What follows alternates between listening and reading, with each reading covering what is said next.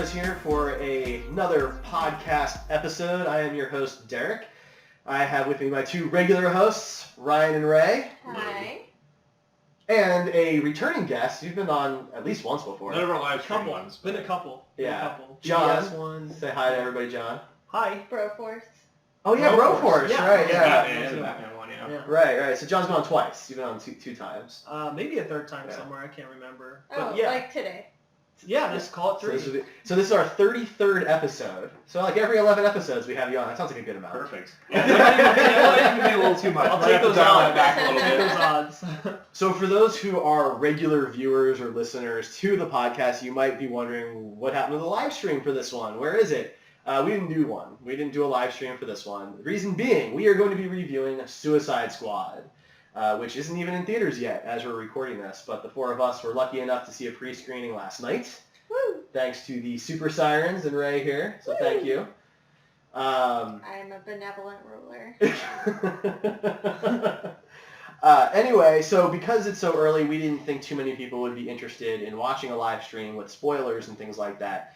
But don't fear, we're going to start off with some non-spoilery stuff first, give you kind of our general overview of what we thought of the movie, and then we'll take a nice break before we dive in. So if you haven't seen it yet, you can keep on listening for at least a little while.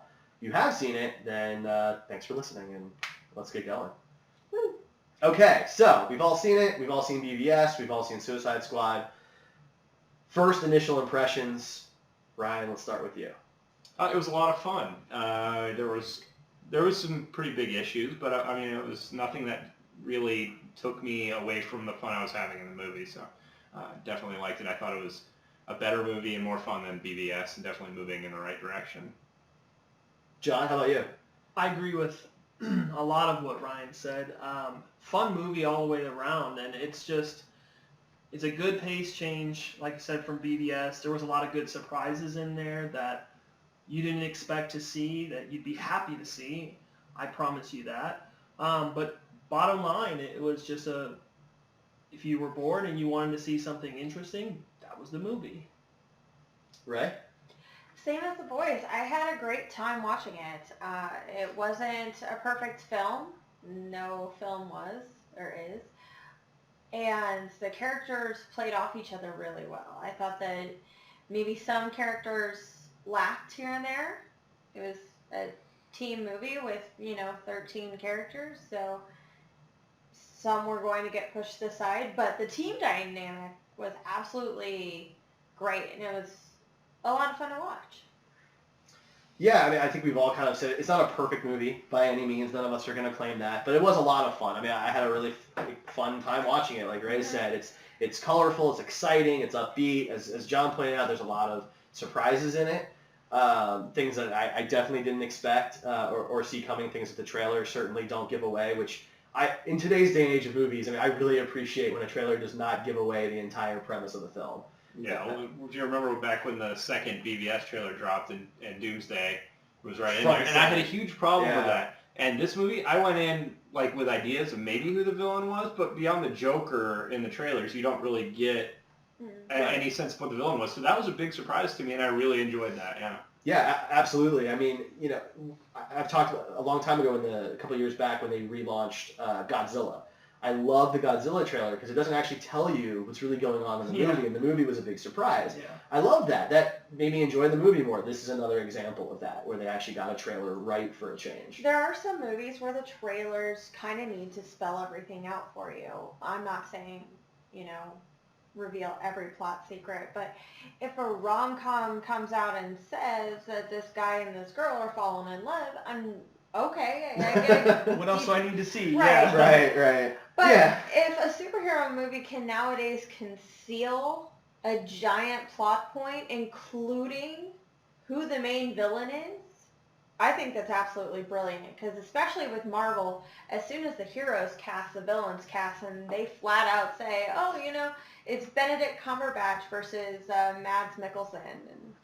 Yeah, and maybe that's one of the advantages of having a movie with basically nothing but anti-heroes, right? The good guys are few and far between anyway, so it's a little bit easier maybe to hide that. When you have... They literally could have made anybody. Yeah, right. I mean, it could be anybody at this point. when you make an Iron Man movie, Iron Man's the good guy, and then whoever they cast as the big name is the bad guy. That's just kind of how that works. This is a little bit harder to do that. But it is an ensemble film. Those are tough to get right. I mean, between Guardians of the Galaxy, the Avengers movies, those are the big ensemble superhero films. This is really the first time DC has done that. Since Watchmen. Thank you. Yeah, that's a good point. Yeah, Watchmen. How do you guys, feel about the balance of the characters? Do you think that they handled the ensemble well? And we'll get into more details a little bit later, but overall, do you think there's a good balance? I think that there was definitely some main characters. The people that they paid the most money to, obviously, were the lead characters in the film. Will and Margot Robbie. But Jared Leto had more of a role than I thought he was going to. That's right. That was a surprise, yeah. I mean, they did pretty good. I think that they could have done more with a few of the characters. I think that there are more interesting characters than the ones they gave the most screen time to that maybe didn't get as much love as they probably should have. And I'm kind of a sucker for backstories and things like that. And the movie was already long, so I understand why they didn't get into more backstory, but I would have liked to have seen a little bit more from some of the other characters. I will say this, they at least made sure that everybody's motivations were pretty clear, why they're part of this team, and what they intend to do with who they are afterwards. Yeah, I think kind of the trailer made Harley look more of a big part of the story, and she actually wasn't as big as I thought she would be because of the trailer. So that's one of those things that. That's how I felt about the Joker. I got got a lot the of feeling screen time in that the trailer. yeah, But That it would be the story would actually focus around them because this trailer misled you in that way. But yeah, I was pleasantly surprised in that aspect. Is that I thought it was really cool how they did. I don't want to give two-way spoilers, but how they gave you a little tidbit about the character, and they did like a comic book style. It's actually pretty cool. Yeah, I really enjoyed that aspect to it. The kind of the style that they took to introduce It's a the characters beautiful was fun. movie. Yeah, I love the colors. It's very neon. yeah, compared to BVS and Man of Steel, where it was all with a sepia filter over it. I mean, this one had a lot of very bright colors, and it was definitely a change. I feel like this was reminiscent of the Joel Schumacher Batman films. It was only definitely it was the Batman done and Robin. Right. Of the DCEU, it was the Batman and Robin, whereas BVS was, I don't know, it's more fun, definitely more fun, less serious. The BVS, maybe not quality-wise, but it was more like the original Keaton's where it was darker, whereas this was more like the Batman and Robin where it's meant to be more fun and sell some action figures. Yeah, I think the color was a big part of it. I mean, even just the title, the intro is very colorful. The mid credits are very colorful. Yeah, very different. When you're looking at it, the visuals are very striking. Yeah, I mean, even the marketing for it, just the fun different skulls that have popped up on posters. I want that as a t-shirt. I can't seem to find it anywhere. But. Yeah, get your merchandising act together, DC or Warner Brothers or whoever's in charge of that, because we went to Hot Topic before the movie to try and grab some t-shirts to wear to the theater, and the selection was pretty thin. It was bad. And you've got, like we were saying, like this is a major ensemble film. You've got... And everybody's wearing Hot Topic gear in it, basically. Right. It looks like they all shopped at Hot Topic for their outfits. There's a couple Harley shirts, there's a couple Joker shirts, but I can't find a Deadshot shirt. There's no Diablo shirt or Enchantress shirt or, there's... No Slipknot shirt. Or Boomerang. Keep going. All right, so, but seriously, there's nothing to wear for the movie, and there's so many characters, and they're so stylized. I think I'm just going to make a shirt for it. Well, there's like some stuff on the internet. There's a cool, so we're in the Kansas City area for those who don't know, and there's a cool, it's obviously not an officially licensed shirt, but it's a Casey Royals shirt, and it's Harley, and she's got the bat, and her shirt says Royals on it. It's a cool looking shirt. We don't even have anything like that that's officially licensed, or anything. So, but is there anything else you guys think we can touch on without diving into spoilers? Yeah. I think that one thing that DC kind of beat Marvel to the punch with is this kind of reverse bad guys are the heroes, because what that does for the universe is pretty huge. Because if you see, Will Smith has talked about wanting to do a Batman movie where he's the main villain. But think about it now, because you've had a whole movie of development for Will Smith's character, so when he's the villain in a Batman movie, you're not like thinking that he's the bad guy. You're thinking like, well, this guy is the guy that was from Suicide Squad. And I don't want to give away all the backstory if you don't know it and everything. But he's doing these missions for the government. And he has things that are good about him, and he's definitely not a complete horrible person. So it gives you some sympathy towards the bad guy, and so in your head you're going to be way more conflicted seeing that villain now. Same with Joker. You have so much backstory, and I mean you'll see how it plays out in the movie, but there are things that are a little more sympathetic about him, and I just think it's a really clever way of doing it. Because now all these villains, when they're in a movie with another character for a solo film, it's going to be a lot better because of that. You're going to be able to identify with that villain a lot more. I think. I'm not sure Deadshot and Batman would make a great solo movie there. So but adding Joker to the mix too, because I'm not quite sure that they're ready to do another Batman Joker movie, makes it a really cool triangle. Because this Batman is like chaotic good, and Joker is obviously chaotic evil, and somewhere in their Deadshot fits true neutral, probably. Yeah, balances everything out. He's on his side. If you're giving him money, he's on he's side. on anybody's side. Yeah. He's really lawful neutral. Yeah, probably. Because he doesn't. Except that he murders people. These are all but he has a code to it. Because a lot of these characters are fairly true to their comic book selves. Now, I'm not going to say all or 100% for the ones that are. But anybody who knows the Deadshot character, there's a code that he lives by. He's not just a guy who shoots people. He has very strict rules about who he does kill for what reasons and things like that, and why he's doing it all. There's very specific reasons for that. He's not like the Joker. The Joker's chaotic. The Joker loves to burn the world down because he loves to burn the world down. It's fun for him. It's a challenge, and he wants to screw with everybody. Deadshot's not like that. So I think that's kind of interesting, but I always get nervous when any superhero movie wants to have more than one villain, because I feel like when you start adding villains is when you get Spider-Man 3 syndrome. You get Spider-Man 3, you get Batman and Robin, Nolan made it work. He had 2 villains in every single movie. And I disagree with that on Dark Knight Rises. Right, and Scarecrow wasn't a huge part of, or I guess Scarecrow and Roz had the same amount of screen time in the first one. That was a decent balance, and Two-Face kind of hit his villainry at the end, and probably should have continued. Yeah, Dark Knight Rises kind of does have the balance, though, because you have Bane and you have Ra's al Ghul's daughter, whatever they called her before. Talia. Was it Talia? It's Talia. Yeah. She didn't. She didn't go by that name. No. I can't remember what name she went by, but I don't know. It's been a while. I don't like that movie. So. Yeah, I was gonna say that movie was not done properly. Yeah. So I get nervous though, and Nolan did do it really well. You're right. I think Batman Begins and The Dark Knight show that it can be done. But then there's also some really good examples of why it shouldn't be done. Yeah. So I just get nervous. That's all. It depends on the director easily. Yeah, that's fair. Anything else non-spoilery? Go see the movie for yourself. Yeah. It's already getting really bad reviews, and it's a little upsetting that Marvel can do no wrong and DC does everything wrong. Yeah, I mean, I read through some reviews today. Having seen the movie, I didn't really have to worry about spoilers. And honestly, some of the reviews I was reading, especially the quotes pulled out by Rotten Tomatoes, they're not even saying anything. One of them, this is a paraphrase, I'm not going to direct quote anybody here, this was a paraphrase, but it basically said that there's so much going on in this movie that by the end of it, nothing has happened. And I don't know what that's supposed to mean, unless that means that so much was happening that this person couldn't follow what was happening. It's just wordy crap. Yeah, I mean, a lot of it was very pretentious stuff. So here's what I'm going to say. I'm going to say it very simple. Go see the movie and find out for yourself. If you don't like it, then you don't buy it, right? Not everybody will like it as much as we did. I mean, but there's no way that this movie deserves a 30%. Ghostbusters deserves like a 75%. Yeah, there's obviously some sort of bias happening one way or the other.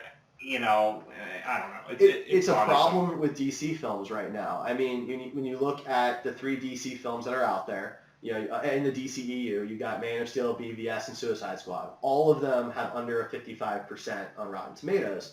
And basically every MCU film is well and above that by a solid 20%. Iron Man 2 and Iron Man 3 are both higher than that. They're like in the 60s or something. Which, I'm sorry, but Iron Man 2 is not a good movie. Yeah. I mean, by no means. All 3 of the DCEU films are better than Iron Man 2.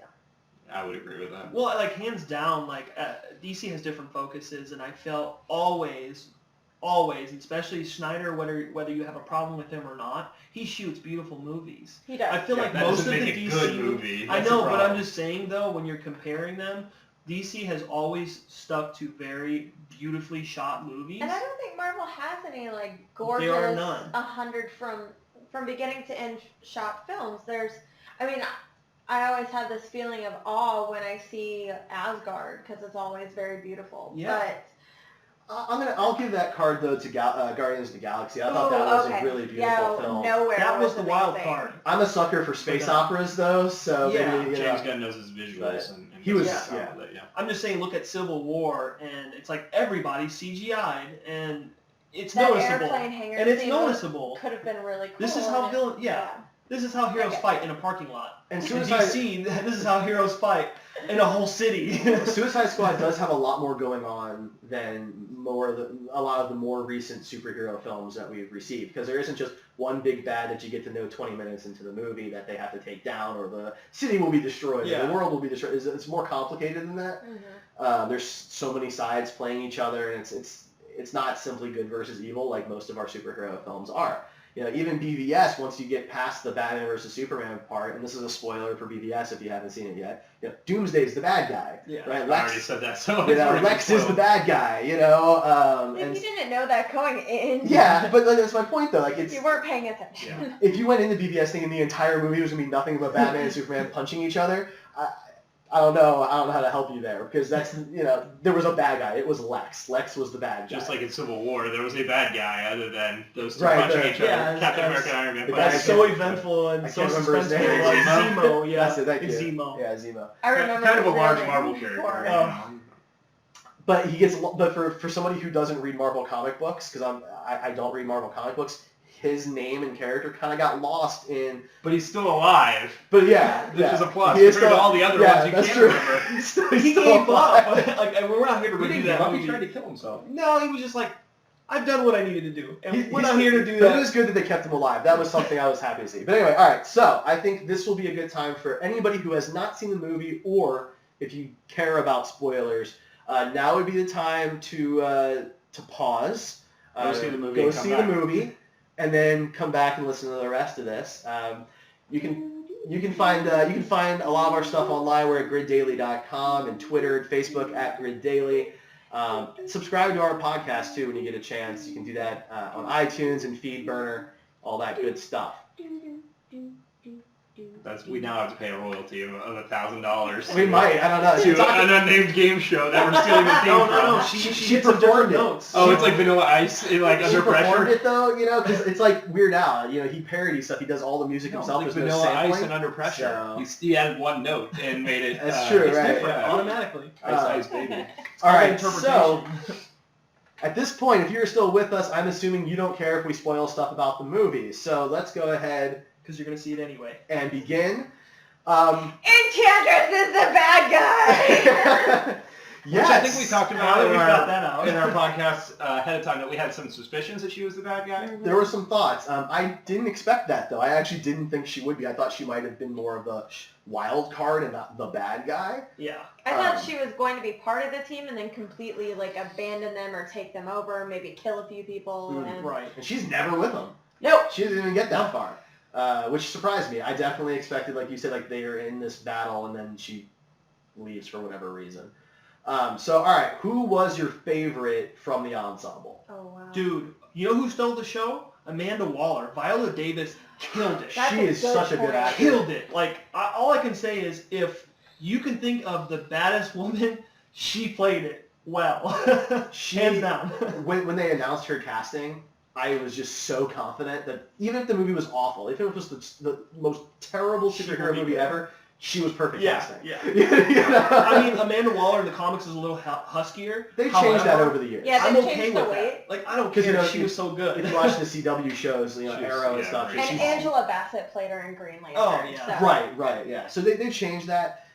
In the cartoon, yeah, she was still, you know, A huskier, New yeah. 52 slimmed her down to like Tyra Banks supermodel. Oh, wow. which, I mean, whatever. A lot of people were upset. I mean, yeah, I'm not. But Viola Davis, phenomenal actor anyway, hands down. But yeah, I think she just owns this role. Oh yeah. So well. Yeah.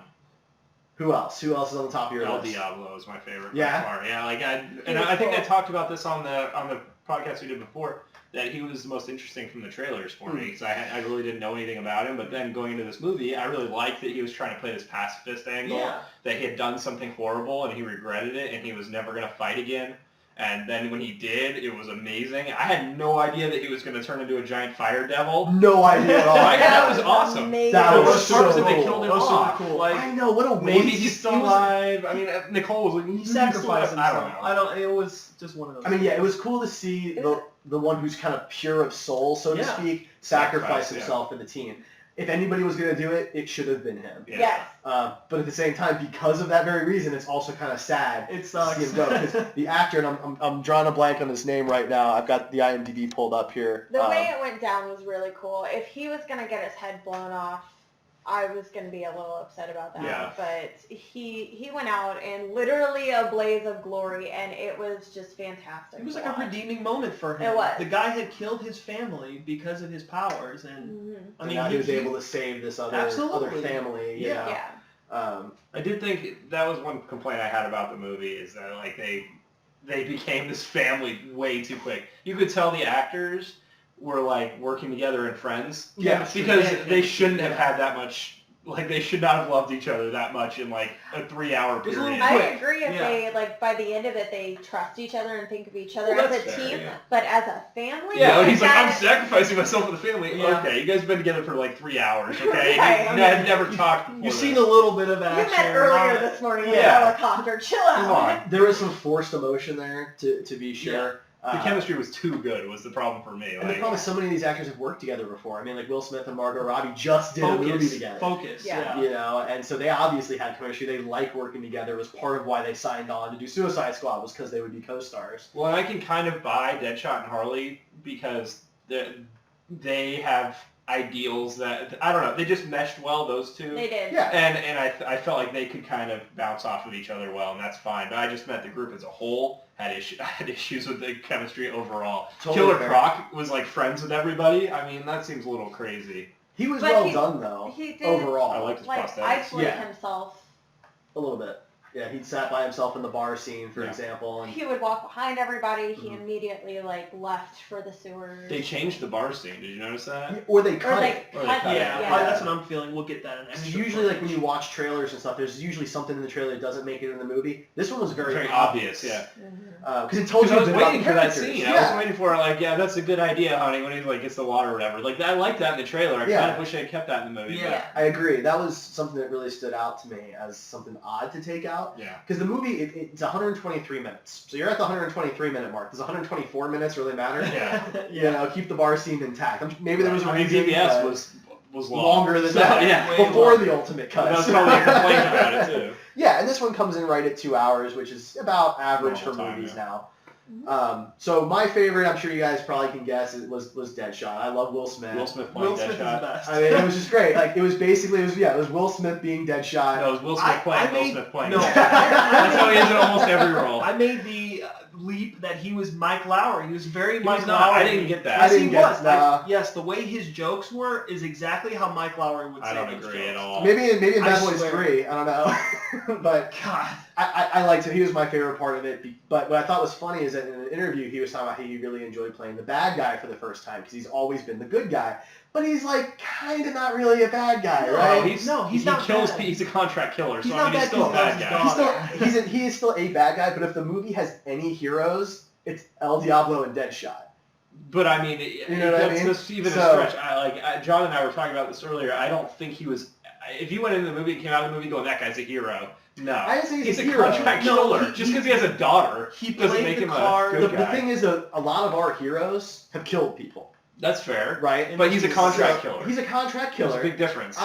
Is there though? I There mean, we is. can argue this another time, perhaps, but I think there's a huge difference between Superman Yeah. snapping one neck to save a family. I wasn't talking about that. Tell You're that talking to about Zod snap Batman? neck I was there. Batman's a good example, right? Batman killed a lot of not nice people, but we don't really know what some of those guys' crimes were. That when the car lands on top of another car and kills 6 guys, were they all murderers? Maybe one dude just robbed some people. You know what I mean? Like, we don't really know how bad those guys are, but he's Batman and it was a cool scene, so he's our hero, right? Deadshot's killed some guys who are probably somewhat shady guys. Like the one guy we see him assassinate in the movie is going to squeal on somebody in court. He probably was part of that organization that if he can squeal, if you've ever seen a mob movie. Yeah. I think that's what makes the DCEU so incredible, because at this point we're talking about how our normal hero, who we have all followed since we were small children, is murdering people. And is he a bad guy? Or is this one guy who does something great in order to be a better dad for his daughter? Mm-hmm. Is he the bad guy even though he murders as well? So the complexity of what the DCEU is doing, I think, is the bigger issue here. It is very interesting. Creating layered characters, you know. I like that they're blurring the lines and that there isn't a character who's just all good, right? Because that's one of the things that always bothered me about the Superman character. Right now it's only Wonder Woman. That we know of. I mean, she did fight in World War II. World War One. World War One, excuse me. Sorry, World War II too. I mean, she was there. I can definitely believe it. World War One, right? So it's one of those things where does every single person she killed deserve to die necessarily? We haven't seen the movie yet, right? But we don't know. Superman was the Boy Scout, and him killing Zod and Man of Steel, I will continue to defend because I felt like he was put in a situation where he lets innocent people die, where this one guy dies. And I'll continue to cry uncontrollably during that scene. But, is Deadshot a villain because he kills some mob guys who are going to squeal in court? I mean, it's not a good thing to do. He's not a good guy. He's not the hero. Just Punisher isn't a good guy, but Punisher also doesn't get paid to kill people. Punisher just kills bad people. Yeah. So, I mean, it's... for me, it's not really a debate, but Luke Cage gets paid to go kill people. He does. You're just he doesn't kill him a lot. he has a little iron fist, just a little bit. I mean, It's a little. not as much as Punisher. You guys are trying to play the I'm a good guy that does bad things kind of card, and that was kind of the problem I had with Will Smith's character. I love Will Smith. Get down the record if he's listening. Thanks, Will, for listening. We're huge fans. Big Willie style, always. But anyways, I just felt like they played that card really heavy-handed. Yes, I agree. I'm not bad because I love my daughter. Everything I do is because I love my daughter, which is the character. I know that. They were trying to give us something to grasp onto because you can't have a movie of nothing but bad guys. And if you see, by the end of the movie, Rick Flag's not really a good guy. No. Amanda Waller's not really a good guy. Who are you rooting for in this movie? El Diablo. He's really, but even he was, before he killed his family, was still doing bad things. Yeah. He was still a, right? I mean, a drug dealer. It's a redemption. The only person in the entire movie who lives to the end, who is a good person, is the doctor who was taken over by Enchantress the entire time. That's true. That's true. June Moon, thank you. That's true. She's the only good guy in the entire movie. I will say that I wish they had gone the route that Arrow did with Deadshot, where Deadshot was like everything he did was for his daughter, and he lived on like a cardboard box. Maybe he didn't actually live in a cardboard box, but he lived a very, very basic lifestyle, so that all his money could go to his daughter. Whereas in this one, Will Smith's like wearing all this really expensive gear, and he's like hanging out with his daughter. He's like, I mean, come on. I mean, he had the leather. He made $2 million from that kill, so I mean, I understand that he was a little bit higher. He had the leather jacket and the hat. That's like $600. I mean, maybe it's $1,000 for just look really at his nice ear, jacket. man. Just look at his ear. He had some big rocks. Yeah, but he obviously didn't have a place that she could stay because he makes a point of how he just made money and she can go and live with him. Right. So he's been saving up for that, whatever that is. So they did. It was a little heavy-handed though. Like they want you to feel bad for Harley. They even want you maybe even to feel bad for the Joker at times. Yeah. I'm not saying it worked, but I think they did try that a few times with the relationship between the two characters. So let's talk about that. Let's move on from Will Smith. Joker and Harley. We all had fun with him. This was the very, very first time I have loved the Harley Quinn character. Really? Yes. Interesting. Wow. Yeah, that is pretty she is fun in the Siren setting. I loved how the three of those women play off of each other, but by herself, I've never been... Real quick, for those who don't know, the Sirens are... Oh, Catwoman. Ray Mills. Oh. I was going to say it because he took those words right out of my mouth. Catwoman, Harley Quinn, and Poison Ivy. Sorry, just in case people didn't know. So, this is the very first time I've been able to get into her as a character. She was a lot of fun, And I believe Margot Robbie acted the crap out of that role. I think so many people were worried that, oh, she's just going to be a shooting sex toy. And I saw that comment too. that's not what she was. Not at all. All three of the women were sexualized in this. Yeah. But I don't know if other women noticed this. Katana wasn't really. She has a midriff shirt instead of a shirt that goes down. Yeah. That's all. And Boomerang did make the comment about being her boyfriend or something like that. He was. And wanting, she didn't. Yeah, he she was didn't asking. really deal. Oh, she wasn't interested. No. Yeah. No, she wasn't interested. She was actually really liked her. We didn't talk about her. We'll get to We'll Katana. get to her. So, the guys were kind of sexualized too. It's true. El Diablo walked around without a shirt on for a lot of it, and I love the fire too. That was yeah. so cool. Oh, some of those effects Deadshot- were really beautiful. Deadshot was boxing. Oh yeah, he was shirtless. Shirtless all the time. boxing. So you know. I thought the men were just as sexualized. I mean, I think I hadn't really that's thought fair. about that, but yeah. Although that's- Killer Croc hardly wears a shirt either. But I know he's got prosthetic, but Right. still, that's a way around it. He did right? I did like his comment about how he thinks he looks good. He's you like, know? I'm beautiful. He said, I'm beautiful. Yeah. But I think it's a fair point. One of the reviews I saw said that basically the movie's a bunch of shooting and half the scenes are Margot Robbie's butt, and I thought if that's what you I got from the disagree. movie, if that's what you took away, that's what you You wanted were to take watching away. it. No, you weren't watching Yeah. I disagree completely. I absolutely loved the backstory they put into it, and you can't tell me that flashback to the beautiful Alex Ross cover That was with the cool. two of them I dancing love that. wasn't Wearing the cool. classic suit. That They were was- both. He was in the classic was purple. awesome. She's in the classic That was gesture an suit, and interesting they're surprise. dancing, and it That was looks just beautiful. like the most popular Joker Harley painting ever. I love that shot. Yeah. I really love the different incarnations we got to see. I'd like to know what made them reach the level of crazy they were at by this movie, because it seems Explain like teeth. well, because if you look, it seems like they got progressively more and more crazy through the flashbacks until present day. And I just think that was kind of interesting. I'm curious what brought them to that But point. it's not his movie. So No, that's it's not. part of Right, the right. reason why I feel It's they hers. didn't go that way is because it's not his movie.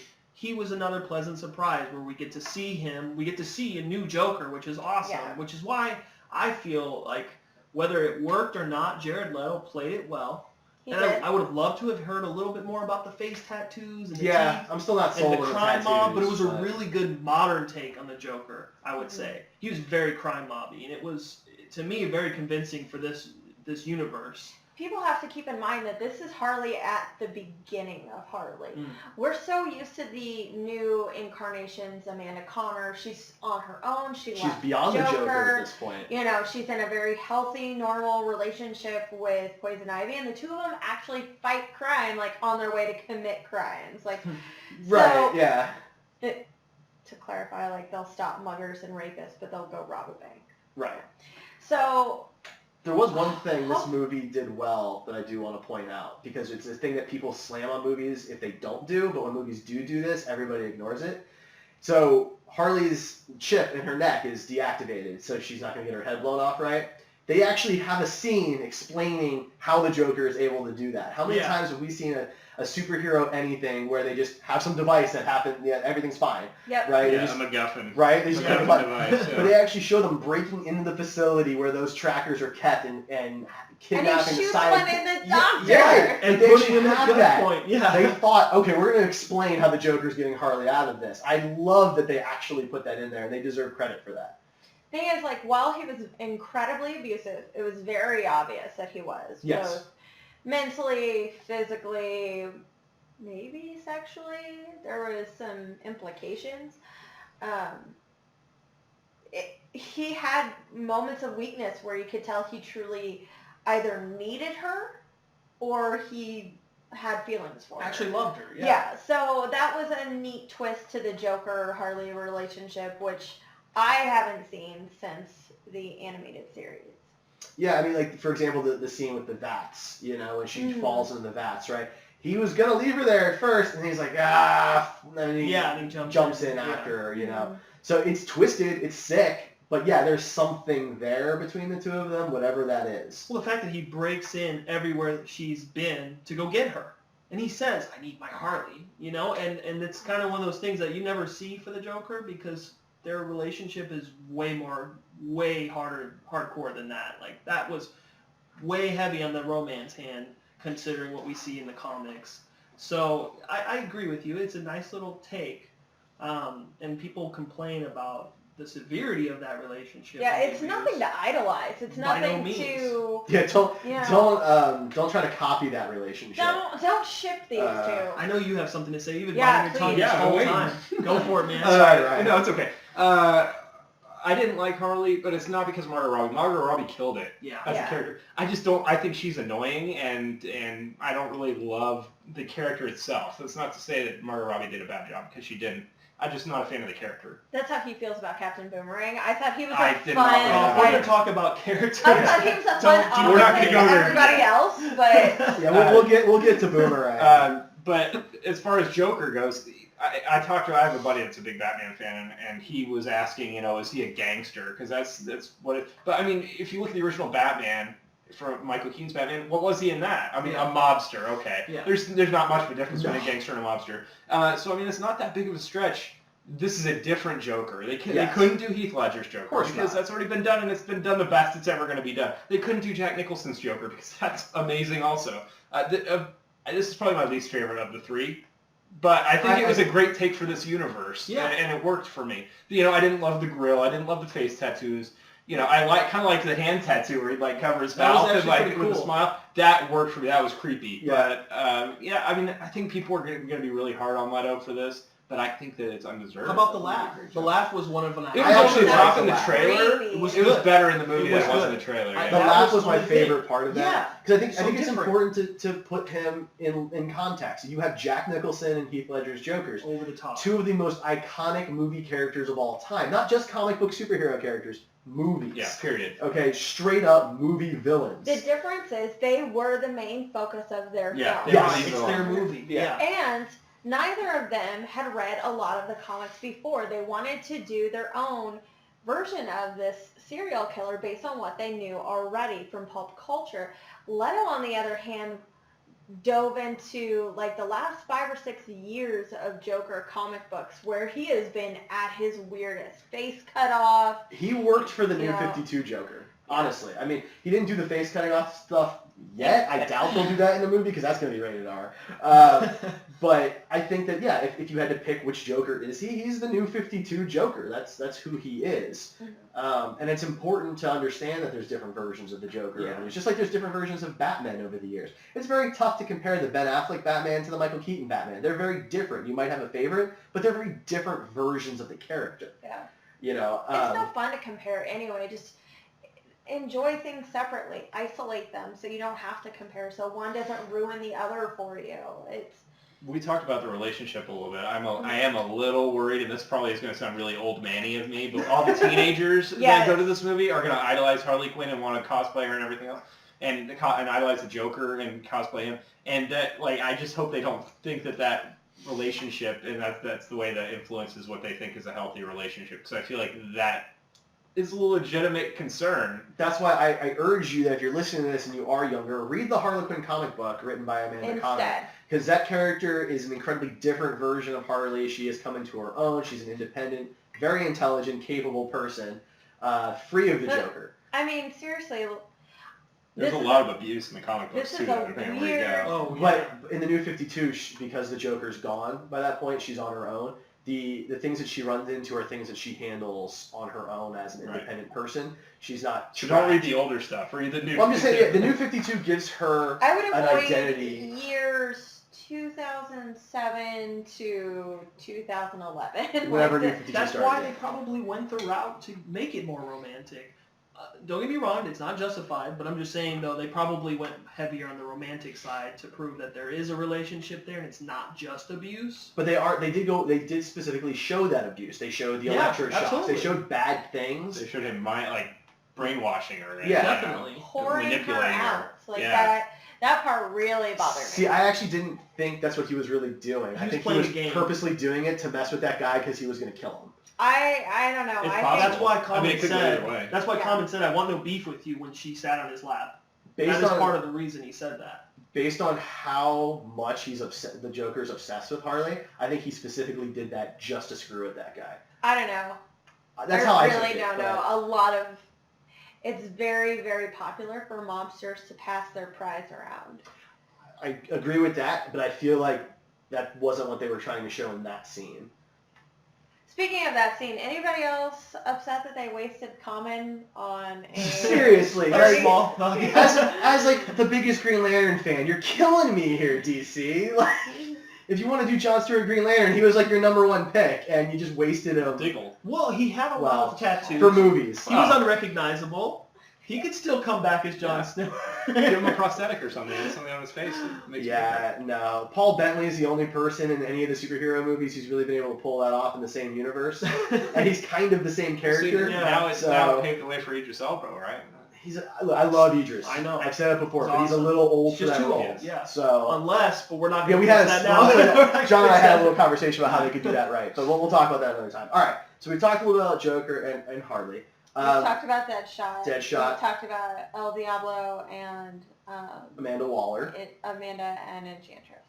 Katana. We could talk about Katana, Killer Kraken, and Captain Boomerang here. Well, Because they're the only we three could left. spend 30 seconds to talk about Slipknot, which is about as long as he wanted. We all knew that. He wasn't in any of the Yeah. promo material. They had him at like the press junkets and stuff, He but it didn't get a didn't fool background. anybody. He didn't even get a background story. He's the guy that They has could ropes. have done Like, that of better. course he's gonna die in 2 The seconds. second he starts walking off a boomerang, I'm like, well, that guy's dead. Yeah. You know, seen trailers, haven't seen trailers, like you just based on the Yeah, background, the you get a context, boomerang, you know, you're like, well, that's Something that. I'd like to point out, and this was part of the things that bugged me, is the imbalance in the team. Like, let's be honest, what the hell does Captain Boomerang bring to the team? Yeah, nothing. He has a boomerang with a video camera Well, it's on. like A drone. Yeah, he's like when you look at the other characters, like Croc, strength, and the ability in water. Durability, yeah. Yeah, and then you look at like Deadshot, the man never misses. You've got a sniper on your hands. Harley's kind of the same way. She's a wild card, but really, what does she bring? She's a gymnast. She has a baseball bat. Like, yeah, her Slipknot and Boomerang don't really fit in with the mission. Katana and El Diablo make the most sense. They have powers. They should be there. But Captain Boomerang. Actually, so you remember when they said they were doing reshoots, and David Ayer said that it wasn't for humor, adding humor to the movie after BVS came out. There was a lot, and one of the big problems I had with the movie was the tone balance was very weird. Like I feel like that whole pink unicorn thing was tacked on as to like try and cash in on some of the Deadpool stuff. making fun of it. It felt like that was a way out of place. Yeah, and if then that was something like for the character, then I don't know. it didn't do anything for me. Right. It was not funny. I mean, I don't know. I expected that to come back at some point, Yeah. and it really didn't. They It dropped just the fell ball out of on his that. jacket. Yeah. And that was it. But I figured there'd be something that he had that was unicorn-esque that would have helped the plot some Yeah. way, you know? But yeah, that didn't really happen. I feel like the tone, the whole movie was dark, and then there were the moments of levity and there were some of them worked, some of them didn't. But there were some scenes where it was so animated, like it was straight out of an animated TV show or a comic book, that it was almost cartoonish, and it kind of took me away from the movie a little bit. It was because they couldn't, a lot of the scenes where they're fighting like all these eye monsters or whatever, and it was just so much happening, and they were joking about things, and it wasn't taken seriously. It almost went to like a cartoon level for me and took it away from the dark thing that it was supposed to be. For me, that might not be true for everybody. I thought there was a big problem with tone in the movie. I did feel like they were trying to walk the line of being a bright movie and being a dark movie, and that's kind of where that came in. It didn't bother me, though, because I felt like it showed how psychotic these characters are, how they are sociopaths and things like that, because this is a really serious, terrible situation that they're in, and they're making really inappropriate jokes at really inappropriate times. So that worked for me. Like Captain Boomerang, like hitting the drink, like drinking a lot of it. Every That's 5 not seconds, that yeah. funny. But Like, I'm of the opinion that Boomerang's in the movie because they wanted to show the Flash. Yeah.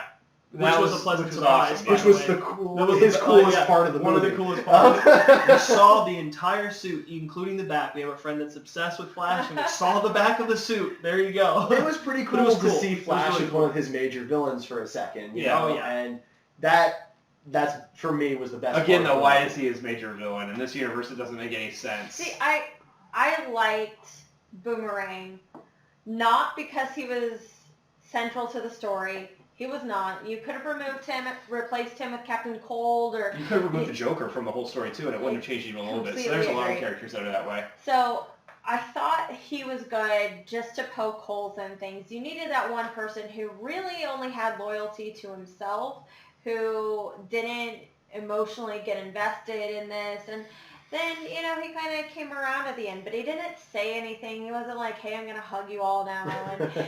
And the final scene where they're all like looking at, they're showing everybody back in Belle Revs and everything. He's the one still psychotic.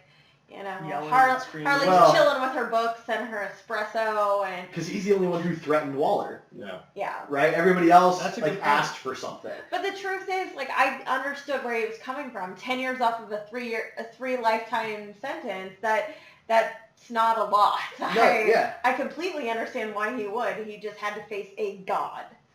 So. But the other characters were smart enough to ask for something they could actually get to help their lives a bit. That's the difference with Boomerang. He has never been a smart character. He's not calculating. He's just a really damn good thief. And maybe they thought, his skills would come into play. And maybe they didn't. But I thought he was a fun little extra character to throw in there. Just kind of pepper.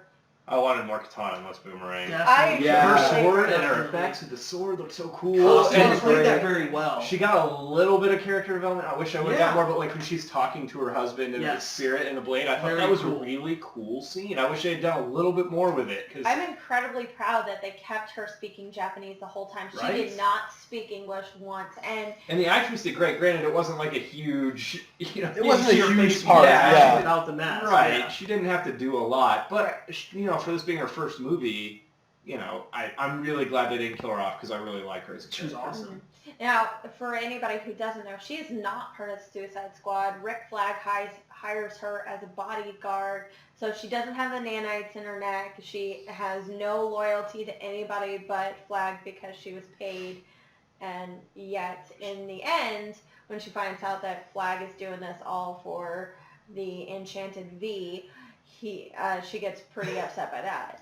Well, because her life's being put at risk for something that was a lie. Yeah. And I think that was the real thing that stuck with me was that Rick Flag going into the movie. Rick Flag's the good guy. He's the leader of the group, the one soldier, and he's just as full of it as everybody else is. So that you bring that up, that was one of the things I had kind of bothered me is the whole movie, we didn't know what the mission was. Right. So Amanda, this is the only one part I was kind of confused. So Amanda Waller hired them to do a job, which was to do the impossible. Which was to rescue her. But to rescue her, which I thought was really odd because it came out of nowhere. It was like, so the mission's unclear. Well, if you remember correctly, she just wanted to assemble the task force. And sell it on the And government. the government went in to assemble them. She didn't make that call. I thought she said, let's do it. Yeah, Pull the trigger. I'm pretty sure she did. Yeah. But it was to rescue her, which I thought was weird because I thought they existed to take But out I the don't creature. but I don't think her plan was ever to just to have It was her unclear. get rescued and take them with her. It was no, unclear. her plan the whole time was to have her get rescued and then they're going to go in and deal with the threat. I mean, I don't think that she's so calculating that. Yeah, no, she knew exactly. I We like just that. didn't know. I like that we didn't know though because we were following the squad, and the squad didn't from know their either, point of view. I get what right? you're saying. The squad knew as much as we knew. We learned stuff with them, and I like that we were in that position because that's the way it would have unfolded for the characters in the field. I don't want to see it from Amanda Waller's perspective because she knows everything that's going on all the time. And while that's really impressive, that makes for a boring movie. Yeah, that's fair. I mean, that was just my opinion. I thought it was very unclear and wondering what they're here for. Now, to that point, there was one thing about Amanda Waller's level of knowledge that did bother me, and that was when they hook her up to the weapon and they're using her knowledge of all the government agencies for the weapon to target. How would she know the exact location of aircraft carriers in the ocean? Why would she know that information? There's no way she could have had the longitude, latitude memorized. There would have been a reason for her to even know where they were. Why is that her If thing? they're a moving unit too. Right? And why would she know where all the other countries' stuff is, right? She's still only one human being. Right. As badass as she is, she's still one human being. She couldn't possibly know that information. Not all of it. So that did bother me a little bit. That was kind of just like, she's their supercomputer for some reason. And that was a little weird. I didn't really care for that. Yeah. Well, that's a good point. I mean, I think they were kind of trying to play that a little heavy-handed, and especially with the end, which it worked out really well. The post-credit scene. Oh. Ben Affleck comes, Let's talk about that while we're here. Yeah, I love that scene. Yeah, it was so good. It was like meant for that. That's why they had that. There's a mid-credit scene, which is the mid-credit, first no time end-credit. DC has done this. No, Green Lantern. Okay, It's the first time it's the DC first has time. done this. Thank you. Wow. Go ahead. Derek does love that movie, so. But my point is, it's not the first time DC and Warner Brothers have tried to do a mid-credit or an end-credit scene. Often. You're right. They don't. It's not Christopher Nolan's thing to do. It's not Zack Snyder's It's not thing. Zack Snyder's thing to do, right? This is David Ayer, who's a very different person from those two other guys.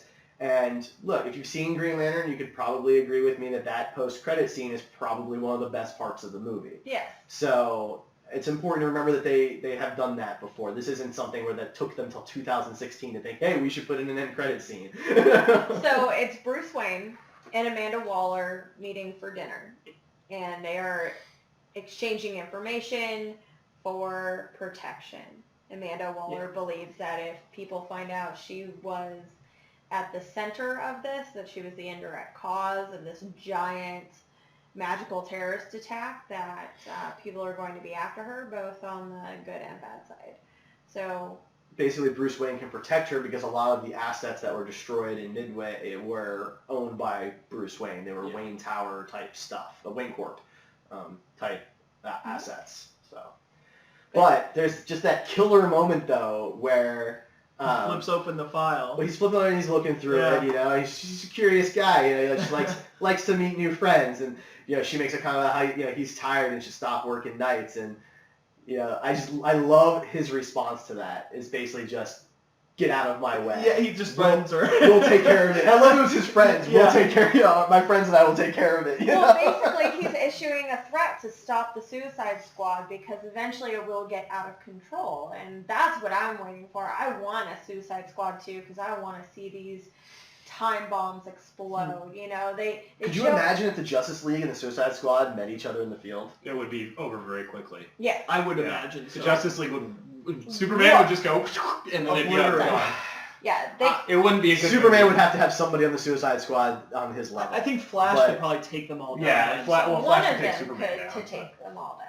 Yeah, any one of the Justice League could easily do it. My point is, though, most of the time, the Suicide Squad has a lot of villains of the Justice League characters. It would be kind of an iconic Mainly moment to Batman. see. It is a lot of Batman. Batman. A lot of Batman. A lot of Batman. If anything, this movie proved that Batman has the best villains. Or he just has the most villains. The best. Batman does have the best villains. I mean, it's because Superman likes to fight a lot of the alien god level characters. Well, it's because Wonder Woman and Aquaman take care of their villains. They end their villains. So That's true. Aquaman fights a lot of squids, So.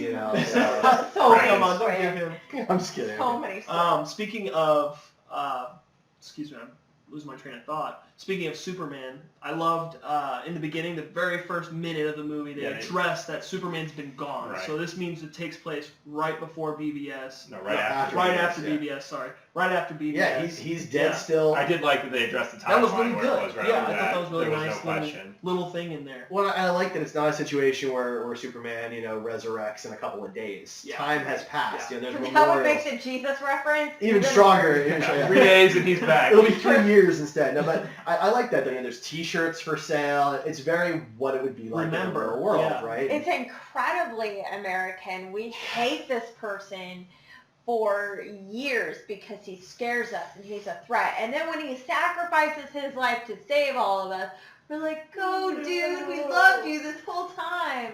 It's exactly how it would be, it's right? so American. Yeah, I completely agree. And I like that they addressed it that way. And I like that they're part of that same world heavily. I've really enjoyed that the 3 movies that we have really connect very tightly. Yeah. Even if that wasn't the original plan for Man of Steel, they've made it work. Yeah. That part has worked for me.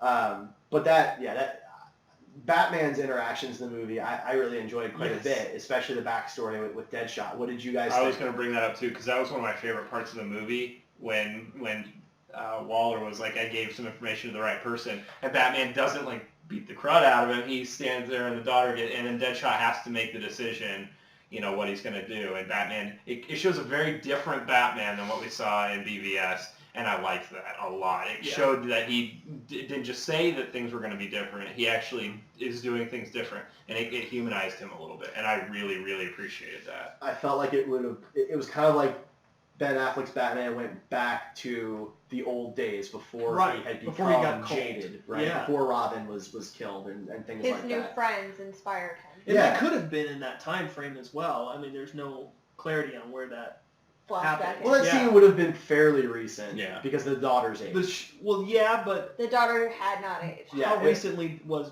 Robin killed? So I mean, that's one of those things. Well, was it by this Joker? I guess we don't know. I mean, the thing is that if they're following real DC continuity, at some point Robin grows up to become Nightwing. So if he died as Robin, he can't be. I guess it depends which Robin, right? Yeah. But if he's still They Robin, said which Robin it is. Oh, they did? Jason Todd.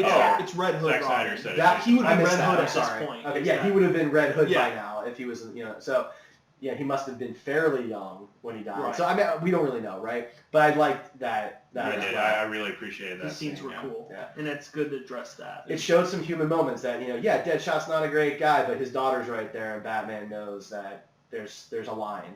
Right. Yeah. There was one other Deadshot scene that I really liked. So at the end, after they do the mission and everything, he's like, I'm not a hugger. Everybody's like, but then they cut to him in his cell, punching the bag, and he hugs the bag. And it was just a really subtle thing, but it's like, that's character development, and you get a little bit, that he's coming around a little bit, and that was such a subtle thing, but I really appreciated it a lot. Do you guys think at all that if his character is popular, which if anything is popular in the movie, it'll probably be him or Harley. If he is very popular, do you think they'll turn him into more of a good guy like Deadpool? No. And do a standalone Deadshot film? I hope not. I would go see it. God, Deadpool's its own thing. You don't have to do. I don't think it would be anything like Deadpool, but do you think they would take a character like that who's not really a good guy and make him a good guy? That's what they did in this movie.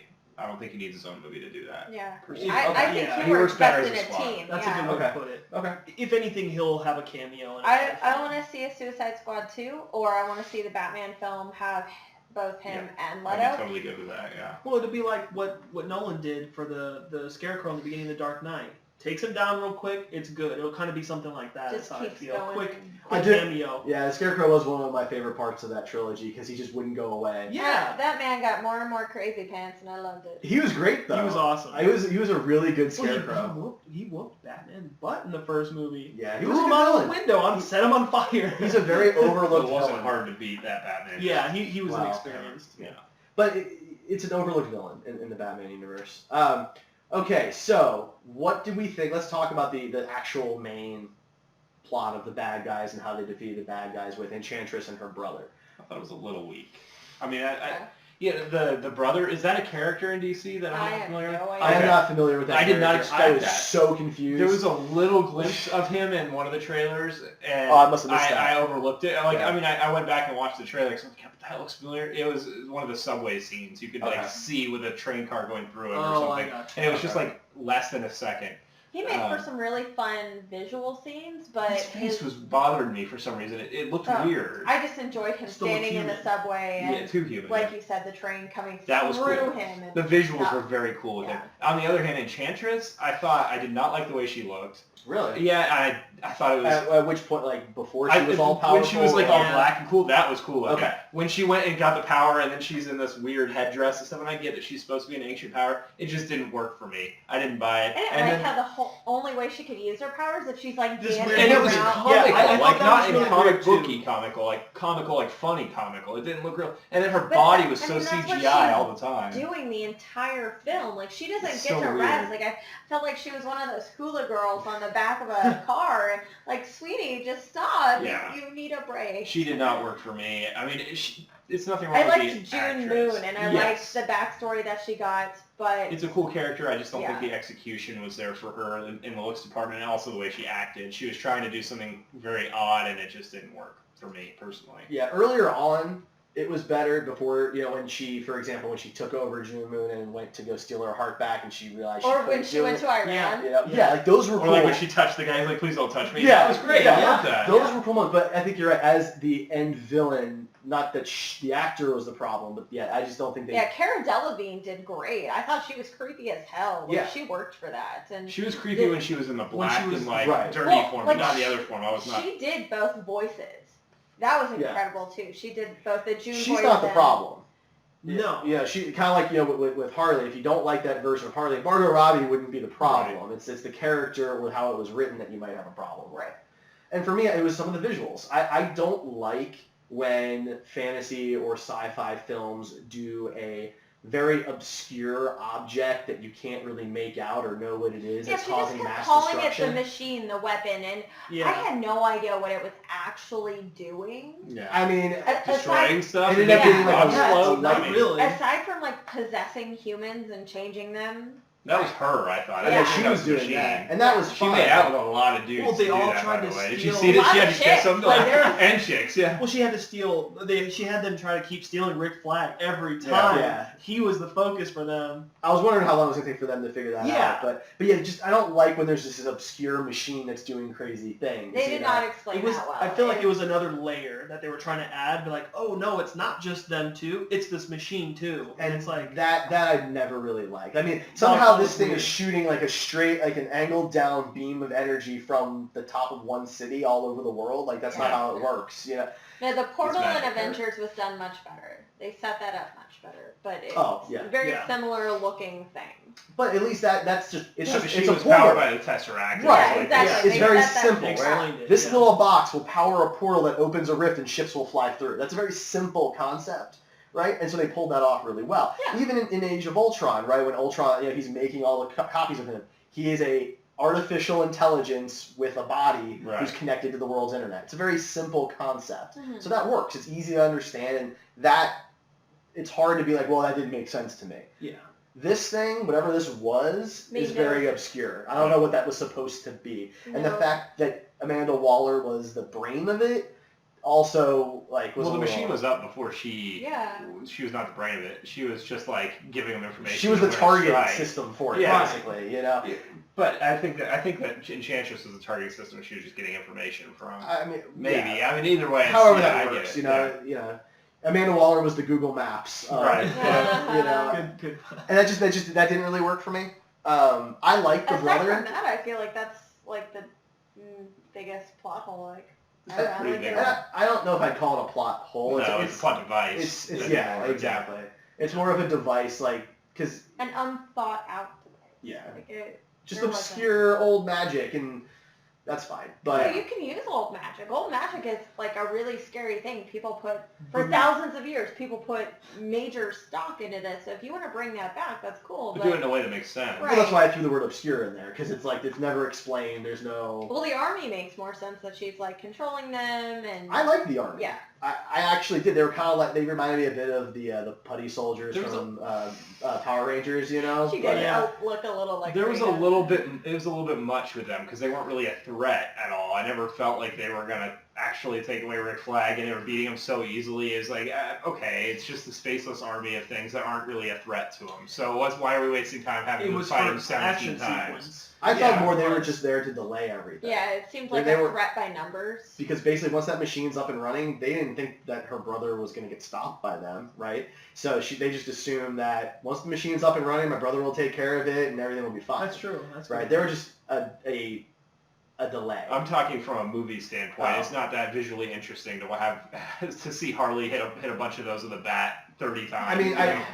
I agree and I disagree because I know we all enjoyed basically the same thing in Avengers because all of those aliens are completely It's just them nondescript. kicking- yeah, You it's know, just and them it's kicking just butts. 3 Avengers standing in the middle of New York hitting a bunch of those guys, right? And there's some cool scenes where Captain America throws his shield and knocks out 3 of them. There's some cool stuff in that, right?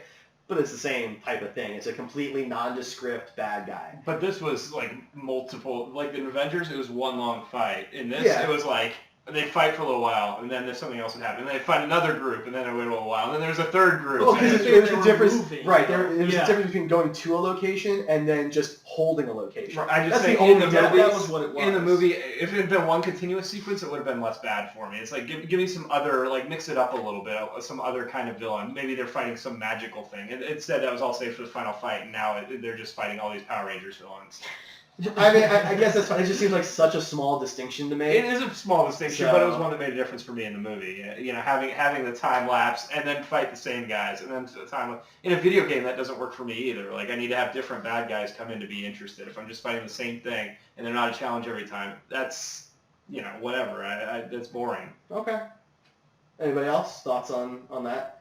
No, I thought some of the origin stories in the beginning were a little rushed, but I did like the title sequences. I liked the different fonts and everything. I liked A that. lot of people are saying they're having problems with the flashback. They don't like the flashbacks and they don't like the montages. That's a big part. A lot of the critics are saying that they didn't like that about the movie. I like It's that. comic I did book. too. To me, It's comic book. It's book. like 80s movies. They Yeah, did a lot of those it's in the comic 80s. book. Yeah. I'm not really sure what the problem with it is because if you didn't do that, people would either complain that they didn't spent too know much that. time on explaining exposition, explaining who everybody is before the movie starts, or B, that they didn't spend enough time explaining who everybody was and we don't know who these characters are. I would have Right. been more bothered by it if, the other people at the dinner knew exactly who they were talking about. But because Amanda Waller was the only one who knew who these people were, she was the only It one. works better than the superhero Facebook for sure from BBS. I completely agree with that. It was a better visual. It was much more interesting to So watch. the one thing I did have a problem with that though is there's like this when she's explaining Deadshot. There's this one scene where it shows all his stats. And he's standing there. And there's like bullet casings coming down. What is that? There was It was just like a video game.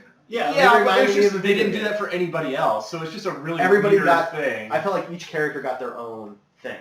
I'll have to watch that part again. Yeah, it was a pretty. Yeah, there was a quick, part like when it was talking about Harley that it said like killer of something, and I missed the last Yeah. part because it moved so It's- fast. I'm it sure was there was a I reference. did not read all. I couldn't read all the I'm text sure of there was a all the reference to characters. something there. But the idea was, but again, if they had slowed that down, then people would complain they Right, took too too much long, time. Right. yeah. So I think that there was no way to do this that was going to make everybody happy. That's true. So I appreciate that they did it different. I think they did a good job with it. I really enjoyed it, and I'm happy that they put it in there. I was really worried that we weren't going to get any backstory, but we did get some. We got some. I preferred more personally, but Okay. they made a happy balance. But It's people why I don't want a care about number that. 2, so I can also get some more backstory for everybody. Yeah. Yeah. Although I wouldn't want the same squad. I'd want it to change up. Well, they got to add some new guys because not everybody made it. So Yeah. Well, I I don't doubt- want Captain Boomerang. in Yeah, there I again. doubt after him threatening Waller, they would let him back in. I also think that Katana would want to be a part of it now because she's worked with those people. So even though she's not in prison, there's a good chance she would still join up or maybe even lead the team. Maybe she learns English. instead of maybe Rick Flag, because Yeah. now he's going to be with. June Moon. Yeah. I'd even rather have Harley move over to like the Batman movies and I replace her with somebody else. I'm sure she will. Yeah, you Deadshot know. can stay there because I think Yeah. he's great as part of an ensemble. And like you have to that. have somebody who's the He's Right. the level-headed He's obviously guy. the leader, Right. Yeah. He's You level-headed. got to have that, and that's something that Will Smith and Margot Robbie were bringing to the table, where they are big time actors who are able to have that type of stage presence. Veterans, You know, and Viola Davis obviously too, but the movie didn't focus on her as much. Same with Jared Leto, but Right. all right, so we are over the hour mark at this point. What do you guys have any final things that you want to talk about? Soundtrack was awesome. Well, Yeah, I except have they a stole problem with one that. song from Spirit Guardians in of the the Sky. No, wait, Galaxy. hang on. No, I have a Are problem you telling with the me soundtrack. that Guardians of the Galaxy was the first movie to ever use No, that but I'm freaking saying song? that those two movies have a lot of parallels, They and have that's been where the issue compared was like for me. crazy, too. See, Yeah. but I don't think they So- should be compared. I don't think they should be either. Guardians of the Galaxy is a space opera. It is much more like Star Wars than it is like Suicide Squad. I So would it's- completely agree. I would. So the I'll fact that argue that song is used, and I knew people were going to bring this up as soon as I heard the song, and I knew that I was going to be mad about it when I heard it, because I think it's ridiculous that somehow now Marvel owns the rights to that song. You're allowed to think that, but on the Forever. same note, this is an ensemble cast, so just like Guardians of the Galaxy was. It's a bunch of B-class people that nobody really knew about. So there are parallels between them. Yes, one was in space and one's in. But so I mean, they're gonna draw character. Other than it being an ensemble film of lesser-known characters, is there anything else? No, but that's the big thing. 'Cause Yeah, people that's are a pretty thinking, big thing like, when it you're was going to associating it. explode. So you're telling... So Critics are going to look at it from the surface. 5 or 6 characters that just come together, have no reason. That are kind of bad guys, Yeah. whatever. Yeah. So, but basically what You know, that says same is thing. if the Justice League movie does anything that was in any of the Avengers stuff, Yes. they can't. They're going to be Yeah, I'm not saying that they can't do it. I'm saying they're going to be compared. And No so matter the what. fact that they used the exact same song was it They didn't bother used me. one of the same. Each of those movies have a dozen or so songs, and they used one shared song for a minute and a half. But Of it a was out of 2-hour place. movie. So you guys have a See, problem I with didn't the think- song. I thought I that don't was have out a of problem place. with I didn't think it was out of song. place. I don't have a I think problem there with were the some song. songs out of place, is how I felt. David Ayer does not put together as good of a soundtrack as Zack Snyder does. It was He actually a did pretty not. solid soundtrack. Parts of it were good, and I was really happy that they kept the songs from the trailer too. Or the trailer took songs from the actual movie. I have a huge problem with trailers using really good songs and getting me pumped, and then So they're- Never seen it. Yeah. What Yeah, I'm I saying agree. is, I very much agree how with does that. Spirit of the Sky driving into the ruined city, how does that make any sense? Is what It's I'm the trying tone to of the say. song. It's this. It made style. sense in Guardians like because there could have been a lot. Well, they more were in the songs sky like in that. Guardians. There's a space well, not opera. only that, but they were like it was just it made more sense in that scene. In this scene, it was kind of like we're just gonna throw a cool rock song in there real quick. I mean, they No, threw a I lot of didn't cool have rock that. songs, They which is did. exactly what Guardians. And So some of them Spirit in the didn't make Sky, sense. Spirit in the Sky might have worked in Guardians of the Galaxy, but you're telling me every song on that soundtrack fits a space opera? Or anything I like knew that. that was going to happen. Whether it was good or not, it didn't matter because Marvel got a movie out first. So no one gets mad at Apollo 13 for using that. You know what I mean? Apollo Yeah, 13 did it first. I'm just saying, you know. Apollo 13's a little bit different movie. But I'm just saying though, they used it first. I'm sure there's songs that use it for Apollo 13 too. So Definitely. I'm just Everything's saying, a source material. they're going to be somewhere. compared. It's inevitable. It was funny to me that there was one song that was the same. That's it. I'm not saying it was bad or didn't fit the tone of this movie. I'm not saying it was bad or didn't fit the tone of Guardians of the Galaxy. I just think it's a weird. I don't understand the comparison since people didn't compare Guardians of the Galaxy and Avengers like they're comparing Guardians of the Galaxy and Suicide Squad. And since those two films were ensemble films by the same production company, you'd think that would be a very, comparison. very similar characters. But nobody Avengers cared. didn't use that rock music. The rock thing was I mean, in came general. first in Iron Man. I'm talking about in general. But I'm just saying, Iron Man started that, and now With all the of a rock sudden, thing. now rock music's in all of our hero movies for the most part. Not Yeah. Avengers and stuff like that. But Well, Guardians is the only Marvel movie that has a full soundtrack like that, with real whereas songs, not both Avengers and Iron Man only have one song. I wasn't talking from a music perspective. I was just talking in general. okay. There's a lot of things that Guardians does is very similar to the first Avengers movie, and nobody cared. Everybody just said both movies are fantastic. I agree with that. They are both fantastic. But I think it's unfair to say we can't compare those two, but we can compare these two. I think that's disingenuous. I don't think anybody's saying we can't compare those It two. boils down to the DC Marvel. That's battle. exactly I know what- what you're getting at. That's exactly I what get it, that. that's my point, though. Is that's exactly what it boils down Like to. the three of us are just as sick with the fact that Marvel can do no wrong and DC can do no right, because that's not how we I look don't at it. believe We that. want to look Yeah. at I just want all to look of at good movies. Right. That's No, all I care I about. know. I don't like comparing movies that only have a couple of things really in common. And it's just the fact that it's an ensemble cast is really the only thing. An ensemble cast of people that are kind of bad people that do bad things. Star-Lord is a smuggler, you know, whatever. He goes and steals archaeological objects. You can probably Gamora parallel is that an to anything assassin. else. Rocket does bounties on people. I mean, Which so, is yeah, why it's a Star Wars movie. So- that's fine. But I I'm just mean, saying that So there why not are parallel parallels. that to the Losers or something. You It's the could, same thing. but I people mean, aren't but doing no one that. ever does That's that. my point. Because nobody saw the Losers. hey, I'm one of 3 people that once saw that. Jeffrey Dean Morgan did great. everybody in that movie got to see it. So That's true. all right, guys. Are we done fighting for the night? All right. We are done. Any other final thoughts or anything about the movie? Go see it. Don't let the See Rotten it, Tomatoes yeah. score I scare wanna you go see away. it again this weekend if It's you're a- up for it's a it. fun Sure. movie. Yeah. Okay. It was a good time.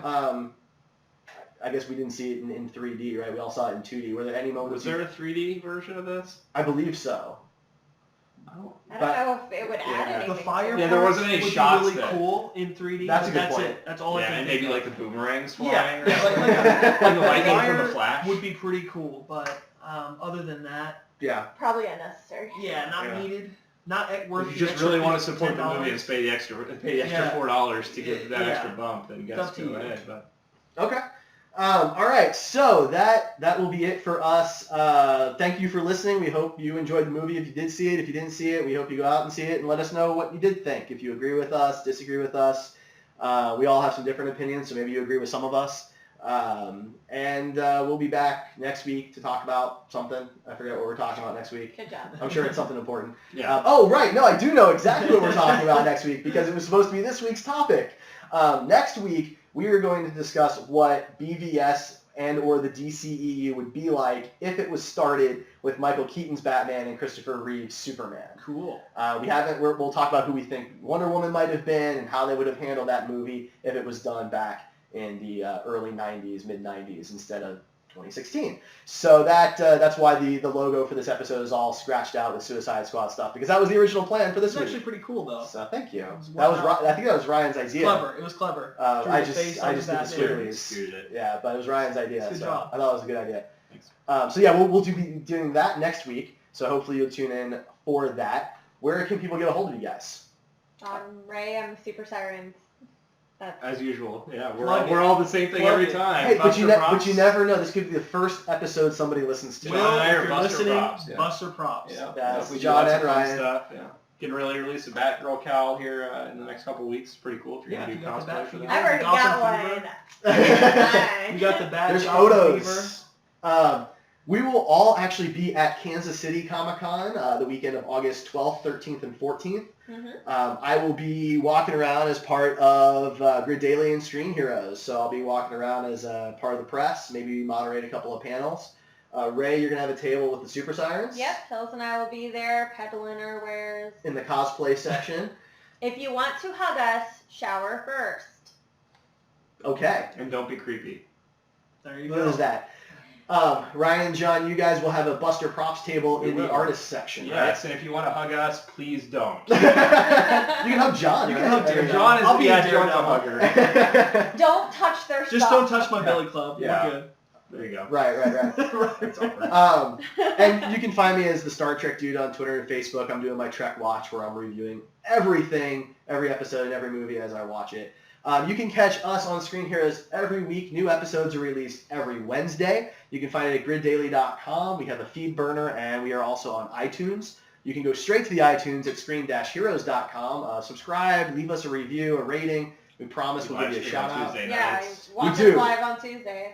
Yes, on Twitch. We love when people talk to us, so come in the chat and chat with us. That's For actually- the love of everything. Please Yeah. do that. We want to talk It's to you. so much more fun. It is so much more fun. Watch our Pokemon Go episode. We had a lot of people asking questions and talking to us. We will always, as long as it's appropriate, we will mention your comments. We will answer your questions to the best of our abilities. It's at twitch.tv/griddaily every Tuesday night at 8 p.m. Central, except for this week because it was kind of a special topic. We didn't want to talk to nobody if they haven't seen the movie yet. So we will be joining that back up on next Tuesday, which is the 8th or 9th. Something like that. Something like that. Something like that. So we hope to catch you then. And thanks for listening. We'll catch you guys next time. Bye. Bye, everybody.